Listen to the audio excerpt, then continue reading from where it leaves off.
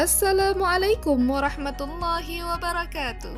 Sahabat ensiklopedi Muslim, Nabi Sulaiman adalah nabi yang memiliki kerajaan yang sangat luas, terbentang dari arah matahari terbit sampai ke arah matahari terbenam. Dalam berjalan, Nabi Sulaiman menggunakan angin sebagai kendaraannya. Kala itu, segala pemerintahan dunia ada di tangannya. Namun, di balik segala kemampuan dan kekayaan Nabi Sulaiman, ada kisah menarik tentang Nabi Sulaiman yang harus menikahi wanita hitam legam. Benarkah beliau menikahinya karena ulah jin ifrit? Benarkah kekuasaannya akan hilang jika tidak menikahi wanita hitam tersebut? Dapatkan jawabannya dengan menonton video ini hingga akhir.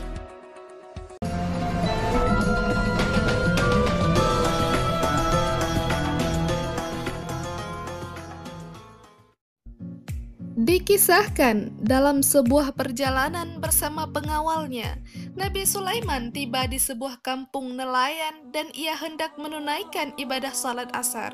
Salat yang hanya diwajibkan kepada Nabi Sulaiman kala itu.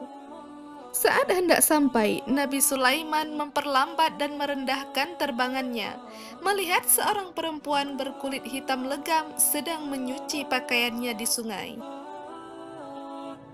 Perempuan itu menyuci pakaiannya tanpa ditemani oleh siapapun. Tiba-tiba Nabi Sulaiman terbesit dalam hatinya, betapa hitam perempuan tersebut. Entah siapakah yang mau menikah dengan perempuan hitam itu. Nabi Sulaiman pun berlalu mencari lokasi lain di tepi sungai untuk berwudu.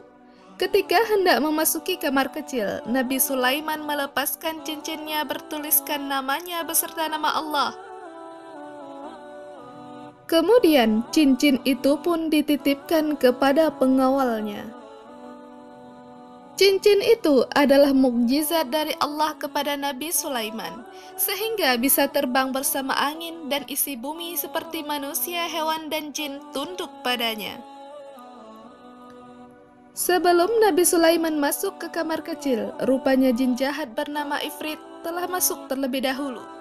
Lalu jin Ifrit keluar lebih cepat dari Nabi Sulaiman dan Ifrit merubah dirinya menyerupai Nabi Sulaiman dan nampak persis sekali. Saat keluar dari kamar kecil, jin Ifrit meminta cincin itu kepada pengawal tadi dan langsung pergi. Berikan cincinnya, saya sudah selesai dari kamar kecil itu, pungkas jin Ifrit. Tanpa keraguan sedikit pun, pengawal tadi langsung menyerahkan cincin itu kepada jin Ifrit. Tak menunggu lama, jin Ifrit pun terbang bersama angin ke singgasana Nabi Sulaiman untuk memimpin kerajaan. Ketika Nabi Sulaiman keluar dari kamar kecil, beliau langsung meminta cincinnya kepada pengawal. Pengawal itu pun kaget dengan menyebutkan telah mengembalikan beberapa saat yang lalu. Setelah dilanda kebingungan, pengawal ini akhirnya memilih kembali ke kerajaan dan tidak percaya kepada Nabi Sulaiman, hingga pengawal itu pun meninggalkan Nabi Sulaiman seorang diri. Selanjutnya, Nabi Sulaiman berjalan kaki tanpa pengawal sampai ke pesisir kampung nelayan itu. Di sana, Nabi Sulaiman bertemu dengan seorang nelayan yang hendak melaut. Nabi Sulaiman meminta ikut, namun nelayan itu tidak mengizinkannya. Menjelang sore hari, nelayan itu pun pulang dan membawa hasil tangkapannya. Separuhnya diberikan kepada Nabi Sulaiman yang tidur di tepi pantai. Dalam tidurnya, Nabi Sulaiman beralaskan ular dan dikipasi oleh burung-burung. Beberapa hari kemudian, nelayan itu hanya mendapatkan seekor ikan dan tentu tidak mungkin diberikan kepada Nabi Sulaiman. Inisiatifnya, nelayan tadi mengajak Nabi Sulaiman ke rumahnya untuk makan bersama. Sementara saat itu, di pusat kerajaan, jin Ifrit sedang memimpin, namun dalam kepemimpinannya banyak kejanggalan dan aturan aneh yang dikeluarkan, sehingga rakyat semakin hari semakin ragu. Kemudian, para pemuka agama dan pembesar kerajaan bermusyawarah untuk hal itu. Walhasil, Disimpulkan bahwa yang sedang memimpin adalah Sulaiman palsu. Hingga akhirnya rakyat dan seluruh pemerintahan tidak mempercayai lagi. Akhirnya jin Ifrit pergi meninggalkan singgasana dan membuang cincin itu ke laut.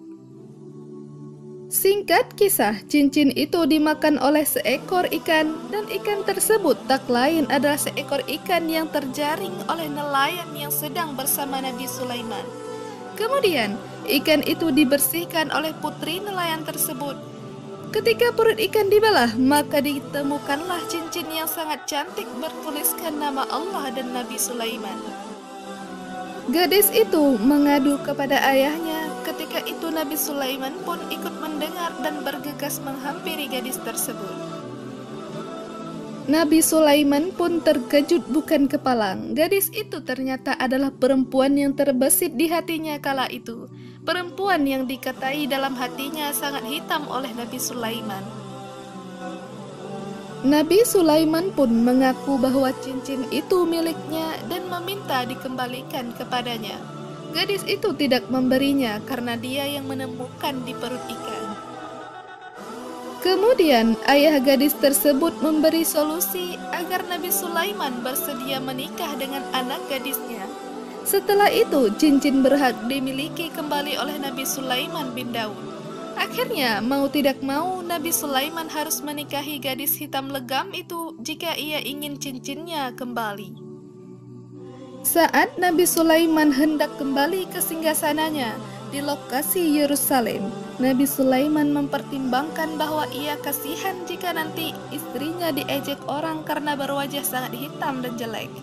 Berdoalah Nabi Sulaiman kepada Allah dan Allah pun mengabulkan doa tersebut. Istrinya menjadi putih dan memiliki paras yang sangat cantik jelita. Setelah itu, kembalilah Nabi Sulaiman dan istrinya ke singgasana dan memerintah kerajaan seperti semula. Wallahu a'lam bissawab.